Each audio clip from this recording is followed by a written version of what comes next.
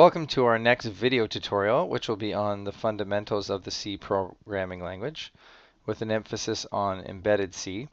These slides are part of the C programming classes Microchip delivers to industry professionals and engineers, and are an excellent resource.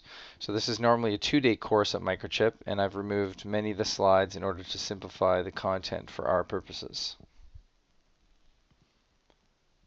So we're going to start with using C in an embedded environment. C was originally developed at Bell Labs by Dennis Ritchie for use in developing operating systems. So the first major use for C was in writing the Unix operating system back in 1974. And due to the low-level nature of operating system programming, so if you think about device drivers, C has a number of features that are a real benefit to the embedded systems developer of today. So when you think about it, every time we write code for an embedded microcontroller, we're writing an operating system for that platform, like a mini operating system. A big advantage of C today is that there are C compilers everywhere for virtually every microcontroller and computer platform in existence. So if you know C, you'll have the programming skills needed to write code for a variety of devices. Plus, C syntax is seen in many other languages like C++, C#, Java, to name a few. Also, because of the low-level features of C, it can almost do anything that assembly language can do, which is the other language you can write these PIC programs in with MPLAB. And of course, the primary reason why you would want to use C is for most people find it easier to learn, and it usually leads to faster development times in industry. Let's take a look at the process of converting C source code into something that a microcontroller can understand. There's a lot to see here, so I'll try to break it down for you into simplified terms here. First, we start off at the top by writing our source code file, which is at the top here. Okay, and once we have our code, it gets run through the compiler, and the compiler produces an assembly language file, which gets run through an assembler to produce these object files, or collections of object files, also known as archives or libraries. And these libraries can be easily mixed in with our code to provide some other kind of function.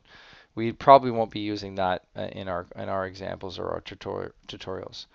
Finally, our code is run through the linker, okay, which is down here, which decides where to place everything in memory. So, which is why we added the GLD file, okay, which is down here, to our example in our tutorial 1, which was the template. The linker file produces several files, but the only one you really need to know about here on the side is the hex file. And that hex file for PICs is really machine language code that will be used to program the microcontroller. And in fact, it goes through this pin 1 right here. You can see on your data sheet, if you look at the data sheet for your PIC, I believe it says PGED or PG something. It's a programming pin right there. If you're programming a PC, or you're programming for a PC rather, then this file would be called the .exe file. But in both cases, whether it's a .hex or a .exe, they're both considered executable files. Okay, on to talk about comments. Comments are used to document a program's functionality, as we know, and to explain what a particular block or line of code does. So since comments are ignored by the compiler, you can type anything you want to. It's considered bad programming practice not to comment your code. So comments don't require any memory, but as you know, they only take up space in the text file. Okay, start over. Comments are used to document a program's functionality and to explain what a particular block or line of code does. Since comments are ignored by the compiler, you can type anything you want into one. But obviously you want to focus on, with our programs, what the hardware is doing.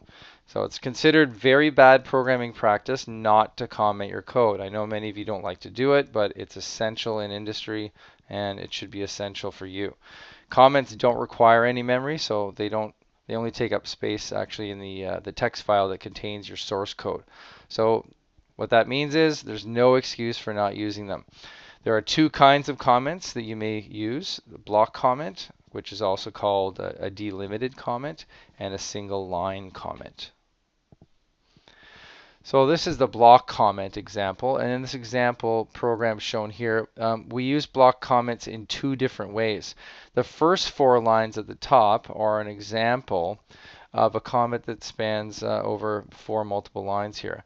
And the opening /* is at the very beginning of line 1, and the closing */ is over here is at the end of line 4. On the 7th and 10th lines, down here, this is line 7 and this is line 10, both block comments begin and end on their respective lines here. So you can use them as multiple lines or single lines. None of the text enclosed within these delimiters, okay, has any effect on the size or the execution speed of the program. It's completely ignored by the compiler. All right, here we have the same code as on the last slide, but all the comments have been changed to the single line variety. It's perfectly acceptable to use both styles. Actually, if you want to use them, there's advantages to that. You can block out certain parts of your code if you want to debug them. Notice here in this example that the first 4 lines now all have a double slash in front of them here. And each of these lines is now a separate and distinct comment. So rather than having all a single block comment like you had in the previous slide, these are all single line comments, but it does the same thing. The story is the same down here with this line 7 and 10.